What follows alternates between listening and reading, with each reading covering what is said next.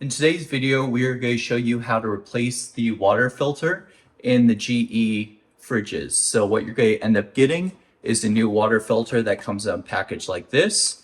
And then you're going to go through and we're going to show you how to actually replace the water filter and reset your water filter light.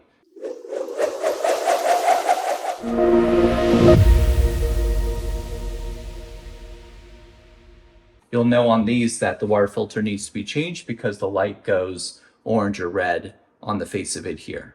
So this is going to be a really kind of straightforward video on how to do it. As always, please help us grow this channel by liking this video and subscribing to the channel. So the first thing you're going to do is you're going to open your fridge and you're going to find where the water filter lives. In this fridge, it lives in the back right corner on the top. So to remove the filter, you're going to spin it to the left and you're going to pull down. And then it's going to be full of water, so you're going to be careful not to spill it everywhere, and you're going to grab the new filter. So once you grab the new filter, you're going to open it up. You're going to pull it out of the box.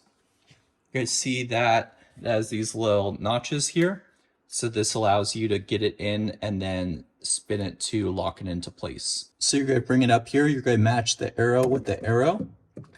You're going to push it up and pop it in place, and then you're going to spin it the opposite way, the way you took it out, which in this one's to right, and then you're locked in. The next thing you're going to do is you're going to run multiple glasses of water through it.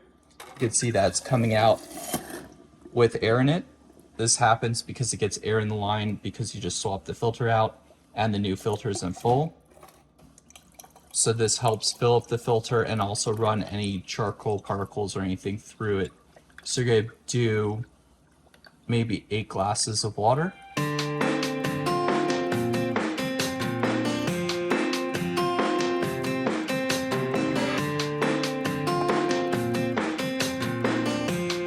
So you know it's going to be done because it's going to have a steady stream, it's going to be clear, and it's not going to have a lot of aeration in it.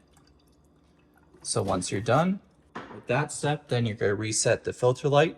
So on this one, you're going to hold it for 3 seconds to reset. It's going to flash. And then it's reset. So once the light's off, then you're good to go. Then you don't have to touch it until the light comes back on again, and then you have to swap your filter.